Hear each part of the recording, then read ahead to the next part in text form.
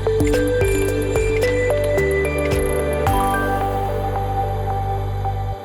ఇక్కడ నారాయణపూర్ అమరుల సంవత్సరాల సభ జరుగుతూ ఉన్నది. ఈ ఎన్కౌంటర్ వరకుగా న్యాయపరంగా చెప్పాలంటే మామూలుగా ఎన్కౌంటర్ జరిగిన తర్వాత రీపోస్ట్ మార్టం కోసం రామచంద్రారెడ్డి కుటుంబ సభ్యులు కోర్టుకు వెళ్ళారు.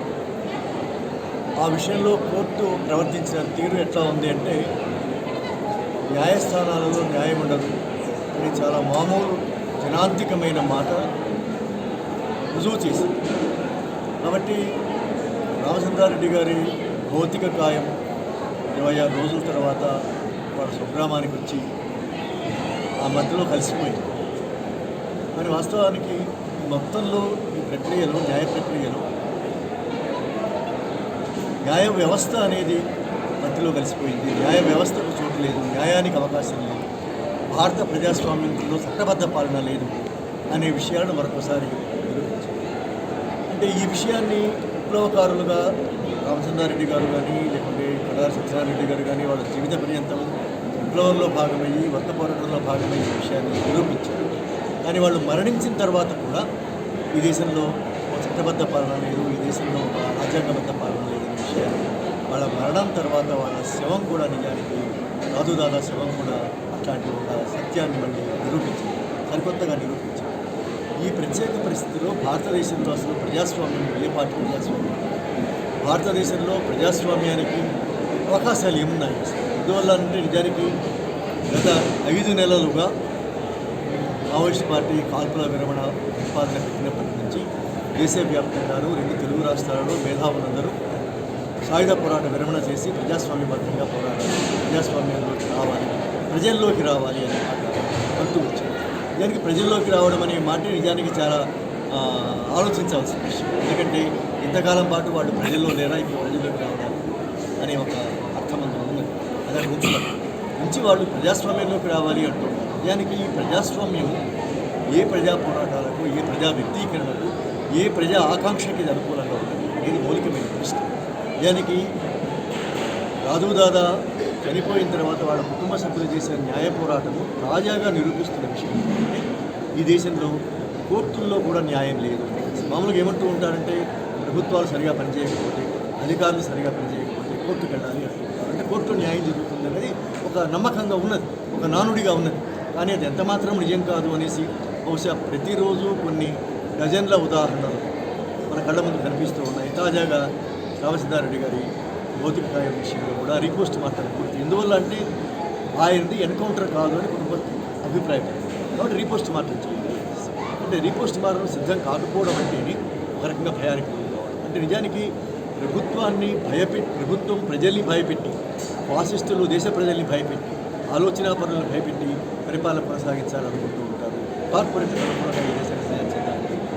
కానీ వాస్తవానికి ప్రజలు పోరాటంలో వస్తే, ప్రజలు ఖచ్చితంగా నిలబడితే వాళ్ళు రాసుకున్న చట్టం ప్రకారం అడిగే డిమాండ్ల విషయంలో కూడా, అలాంటి పోరాటాల విషయంలో కూడా ప్రభుత్వం ఎంత భయపడుతుందని చెప్పడానికి కామ్రేడ్ రాజుదాదా నిర్వాడి విషయం న్యాయస్థానాలు రెస్పాండ్. సో అందువల్ల నేను చెప్తున్నది ఏంటంటే భారతదేశంలో ప్రజాస్వామ్యాన్ని అదేదో ఉండి అది అడుగంటిపోతూ ఉన్నది అని అర్థం చేసుకోవాలా, అసలు భారతదేశంలో ప్రజాస్వామ్యాన్ని నిర్మించవలసి ఉందా? ఇది బేసిక్ క్వశ్చన్. రామచంద్రారెడ్డి లాంటి వాళ్ళు ఏమిటంటే వాళ్ళ జీవిత పర్యంతం వాళ్ళ ఆచరణ వాళ్ళు చెప్పింది ఏమిటి అంటే భారతదేశంలో ప్రజాస్వామ్యం అనేది లేదు అసలు. ఇది కేవలం ఈ దేశంలో ప్రజాస్వామ్యం పేరుతో ఇది ఒక సంపన్న వర్గాలకు చెందినటువంటి రాజ్యాంగబద్ధ పాలన పేరుతో రాజ్యాంగ యంత్రం మీద ఒక పాలక వర్గానికి, ఒక దోపిడీ వర్గానికి, కార్పొరేట్ వర్గానికి అధికారం కొనసాగుతుంది. అందువల్ల ప్రజలకు ప్రజాస్వామ్యం లేదు, ప్రజలకు అధికారం లేదు, ప్రజల సమస్యల పరిష్కారం కావాలి, అందువల్ల నూతన ప్రజాస్వామ్యాన్ని నిర్మించవలసి అనే ఒక ఆశయంతో వాళ్ళు పోరాడారు. అందులో అద్భుతమైన త్యాగాలు చేశారు.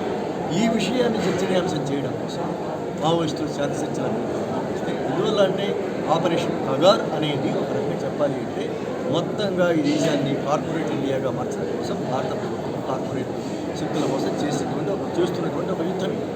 దీనికి వ్యతిరేకంగా, ఎందుకంటే ఈ యుద్ధంలో సాధారణ ప్రజలు చాలామంది చచ్చిపోతున్నారు. సుమారుగా కగారు మొదలైన తర్వాత ఒక 7,000 మంది ప్రజలు చనిపోయారు. ఈ 700 మంది చనిపోయారు. ఈ 700 మంది చనిపోవడం అనేది దానికి రాజ్యాంగానికి తీవ్రమైన రాజ్యాంగ సంక్షోభానికి దారితీయవలసిన విషయం. అసలు నిజానికి ఏ దేశంలోనైనా సరే ప్రజాస్వామ్యం ఉంది.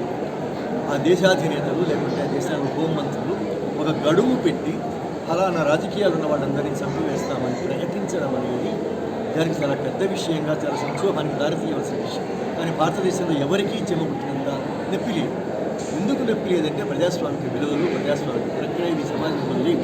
కాబట్టి అధికారంలోకి వచ్చిన వాళ్ళు తమకు నచ్చని మావోయిస్టులను, తమకు నచ్చని ఆదివాసులను, తమ ప్రణాళిక ఏదైతే ఉందో ఈ దేశాల కార్పొరేట్ హిందుత్వ దేశంగా హిందూ స్టేట్గా దీన్ని మార్చాలనుకుంటున్నారో దానికి అడ్డం పడుతున్న వాళ్ళందరినీ నేను చంపేస్తాను అని గడువు పెట్టి ప్రకటించినా కూడా ఇది రాజ్యాంగ వ్యతిరేకం కదా. ఇది రాజ్యాంగాన్ని పరిరక్షించవలసిన వాళ్ళు, పాటించవలసిన వాళ్ళు రాజ్యాంగానికి వ్యతిరేకంగా ప్రవర్తించడం ఏమిటి అనేటువంటి ఒక ఆందోళన కూడా సమాజంలో లేని స్థితి ఒక పక్కన మనకు కనిపిస్తున్నది.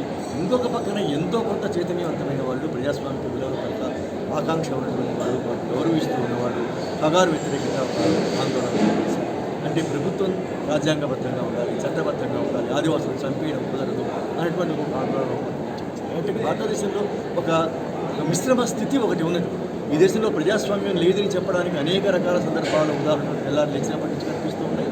అదే సమయంలో భారతదేశంలో ప్రజాస్వామ్యం ఉండాలి, ప్రజాస్వామిక ప్రక్రియలు కొనసాగాలి, ప్రజాస్వామిక పద్ధతులు కొనసాగాలి అని కోరుకుంటున్నది ఒక పౌర సమాజం కానీ, ప్రజా పోరాటాలు కానీ, ఆదివాసులు, దళితులు, మహిళల నుంచి ఒక ఆందోళన ఈ మిశ్రమ స్థితిని ఎట్లా అర్థం చేసుకోవాలి? ఈ మిశ్రమ స్థితిని అర్థం చేసుకుని దీని నుంచి ఒక ప్రజాస్వామిక వ్యవస్థను, ఒక నూతన ప్రజాస్వామిక వ్యవస్థను నిర్మించాలి అనేది విప్లవోద్యమాన్ని ఒక ఆకాంక్ష.